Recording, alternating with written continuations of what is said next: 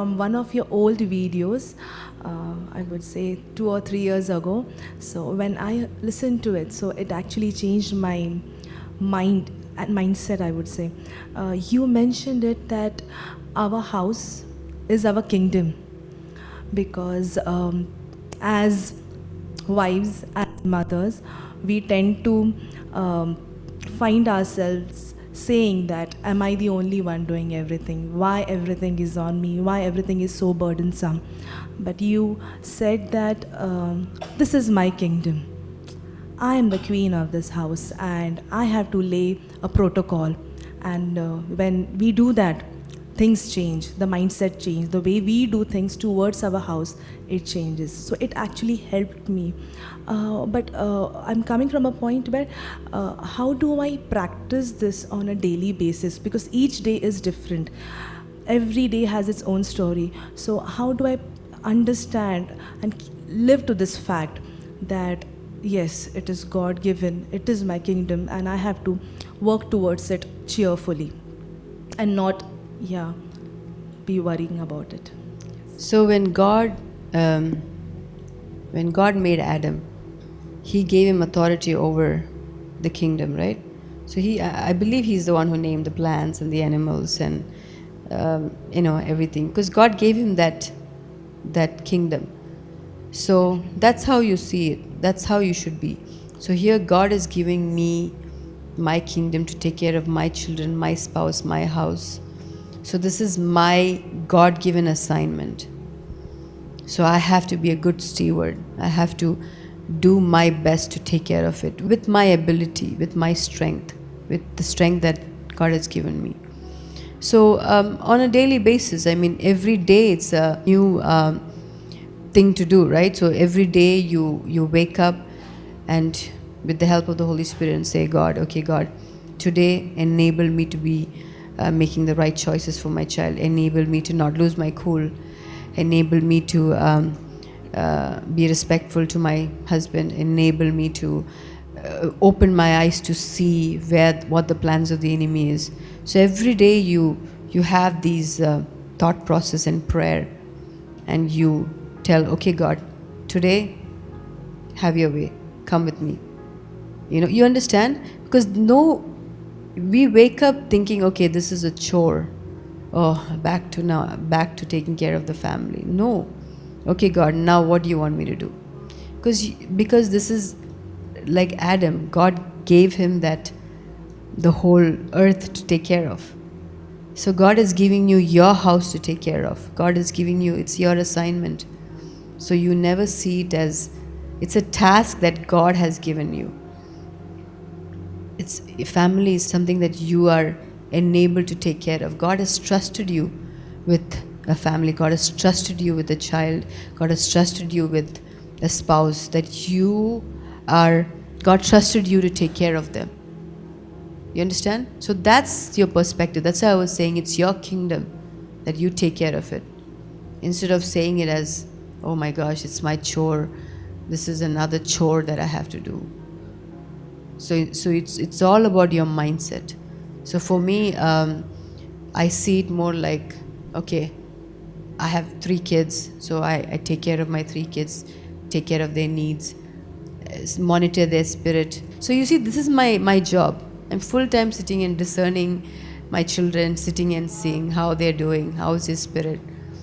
It's a task, but it's a God-given task that God has enabled and anointed me. And I also believe that God has anointed me to take care of my family. I'm anointed, I'm equipped to take care of my family. Not my parents. My parents are not equipped. Your grandparents are not equipped. Church people are not equipped. You are equipped to take care of them. Obviously, your family, they can help you, but at the end of the day, you're the one who's equipped to bring up your children and even take care of your husband, because and even take care of your beautiful house. Do the decoration, do the dishes, make it clean and tidy. It's you. Greeting, prophetess. Thank you for the time that you are sowing in our spirits. And I wanted to ask a question from Sunday morning. I believe that the manna which we have received is going to last me, like my generations to come. So I wanted to ask you, as like this is the year to govern, and you have spoke about principalities and spirits behind certain locations. So I just wanted to ask you that how we should tap into the understanding of our calling, of what God is calling us to a certain location, and also how to develop a sensitivity in our spirit to study certain spirits behind those locations which God have called us to. So obviously, it only happens through a lot of prayer, a lot of fasting, a lot of discernment, a lot of seeing. So for us, when we moved, before we moved to Ottawa, we were already praying for that place. So one thing, like God would show us few visions, but one thing, there was one creature that I saw.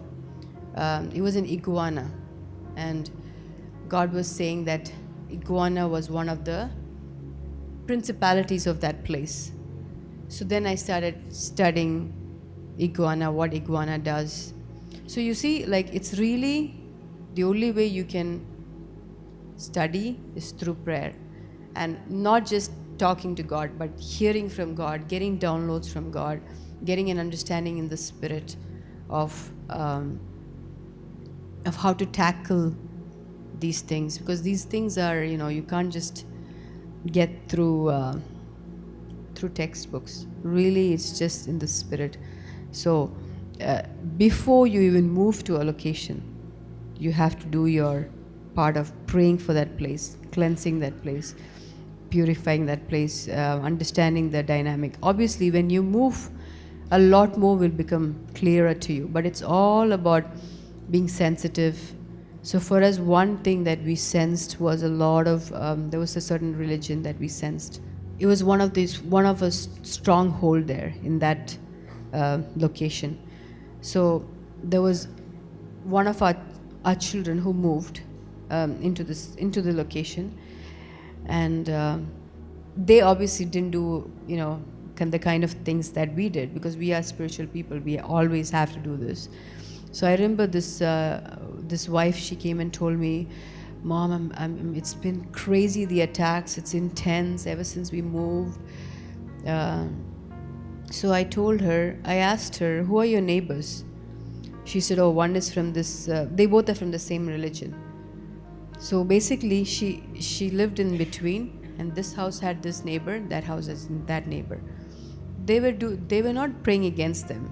Obviously, they don't even know them, but just their prayers was coming as an attack against them. It was so unbearable, that all the descriptions that she was telling me, and I told her, "Oh, it's that spirit that is fighting you guys. It's from the..." Again, I didn't know about the neighbors. I just simply casually asked her, "Oh, who are your neighbors?" So then I said, "Okay." And then she's like, she was saying that a few days later, she was saying that her area is called that religion's community. So I was like, there you go, there you got the answer, So then I told her, now you know how to fight. Now you have to rise. Your spirit has to grow about these spirits. It's not even really against praying against them. You have to grow in your spirit, where now these spirits don't attack you anymore. You understand?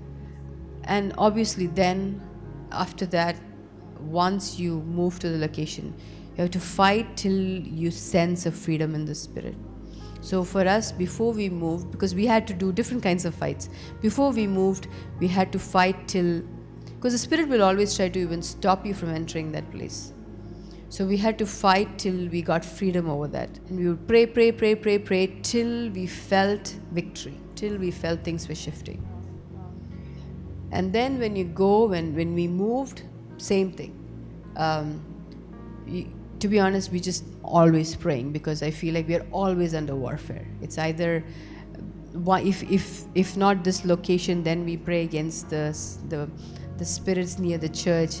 We have spirits there that is fighting. So then we have spirits from India that is fighting once in a while. They'll come and visit us once in a while. Really, like we're like, what's your problem? You know, stay in India.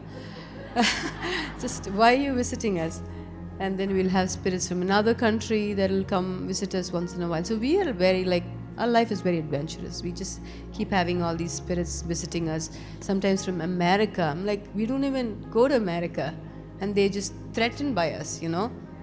So, so I feel like children of God, our life is just non-stop warfare. Especially when you're in the battleground doing ministry, we're always fighting and fighting and fighting. Like David, we're always fighting wars, just spiritual wars. But I'm telling you, location, understanding the spirits, principalities is so vital. You can avoid so many attacks just by understanding what you're fighting, whom you're fighting. You can avoid so many battles, because many people don't realize why so many attacks comes. They don't understand that there is this there is a spirit, there is a principality that is always being provoked by you. And it's a good thing, because you're a threat to the enemy, right? You're a threat to that place. So, but you keep growing in your spirit till you become unstoppable. Till you come to a place where now the spirit has to think twice before coming to you. And yeah, I've heard my spiritual father say that before demons come to my house, they have to think twice. Wow. And I'm like, wow, God. Like, I want that. Demons have to think twice before they come to us, because they're like, oops, do we really go attack them? It's a bit scary field. You know, that just that fear. Because how do they have that fear? Because we have grown in our spirit, where they think twice before they come to fight us. And it's possible. It's possible. Especially after the word that's declared, the year of governance. We govern even in that area. Spiritually, we govern, where we take authority. Enough is enough. That's something that I always tell God. At the end of the day, don't let demons win. They can try. They're going to keep trying, but I don't want them to win. At the end of the day, God, we will have victory. Not. We might, you know, the enemy will always attack, but not to the extent where it'll impact us, where we are like bleeding and then we are like, oh, finally I got victory. I'm like, no, God, no, I don't want to accept that. Where we will have victory with joy, where we won't have any loss anymore, where the enemy will not steal, kill and destroy anymore. Enough is enough. So, yeah. Thank you, prophetess. I'm really blessed, grateful for this. Thank you.